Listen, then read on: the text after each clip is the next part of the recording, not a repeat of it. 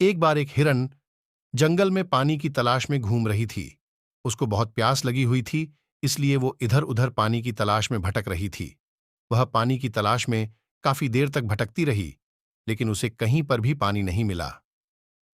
थोड़ी देर और जंगल में इधर उधर भटकने के बाद वो एक पेड़ के नीचे बैठ जाती है, तो इतने में उसे नदी के बहने की आवाज सुनाई देती है। तो हिरन उसे पेड़ के नीचे से उठकर फौरन पानी की आवाज की तरफ आगे बढ़ती है।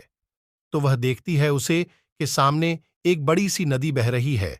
जैसे ही वो हिरण नदी को देखती है, बहुत खुश होती है, मानो उसे फिर से एक नई जिंदगी मिल गई हो। वह तुरंत दौड़ती हुई नदी के पास जाती है और जैसे ही पानी पीने के लिए अपना सिर को झुकाती है, तो उसकी नजर अपने राइट साइड पर पड़ती है।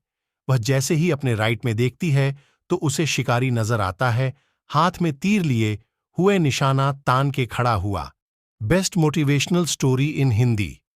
फिर जैसे ही हिरण की नजर अपने लेफ्ट साइड में पड़ती है, उसे झाड़ियों के पीछे एक शेर नजर आता है।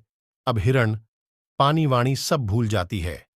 फिर वो पलट के पीछे देखती है, तो उसे भयंकर आग लगी हुई दिखाई देती है, जो कि धीरे धीरे उसकी तरफ बढ़ रही थी। अब हिरण जाएं भी तो जाएं कहां?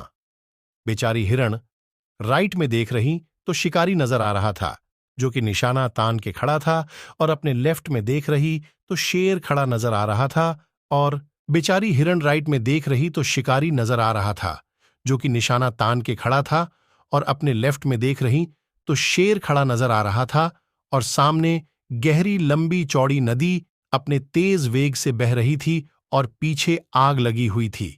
मतलब उसके लिए चारों रास्ते बंद हो चुके थे, चारों तरफ से मुसीबत आ चुकी थी। अब हिरण सोच में पड़ जाती है। अब वो ये सोचती है कि चारों तरफ से मुसीबत आ चुकी है, तो मैं अपना काम करके क्यों ना मरूं, क्योंकि मुझे वैसे भी तो मरना है। तो मैं पानी पीकर क्यों ना मरूं। Best motivational story in Hindi. इतना सोचकर वह हिरण अपना पानी पीने में लग जाती है, लेकिन थोड़ी देर के बाद जैसे ही हिरण पानी पी रही थी, उतने वह अपने पीछे मुड़कर देखती है, जो आग थी जो भूंज गई। मतलब सब कुछ सामान्य हो गया। उसने शांति से सोचा और वो अपना काम में लगी रही। वो पानी पीने आई थी और पानी पीने लगी।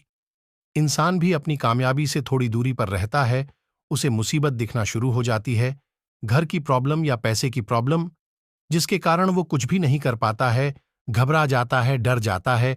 इसलिए आपको ना तो घबराना है और ना ही आपको डरना है, बस अपने काम पर बने।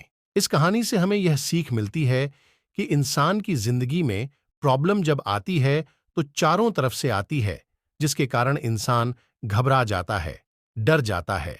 अपनी प्रॉब्लम से आपको ना तो डरना है और ना ही घबराना है, बस शांति से 2 मिनट के लिए सोचना है। दोस्तों, इस प्रेरक कहानी ने आपको कितना मोटिवेट किया और ये कहानी आपको कैसी लगी, हमें कमेंट करके जरूर बताएं और इस पोस्ट को अपने दोस्तों के साथ सोशल मीडिया पर शेयर जरूर करें।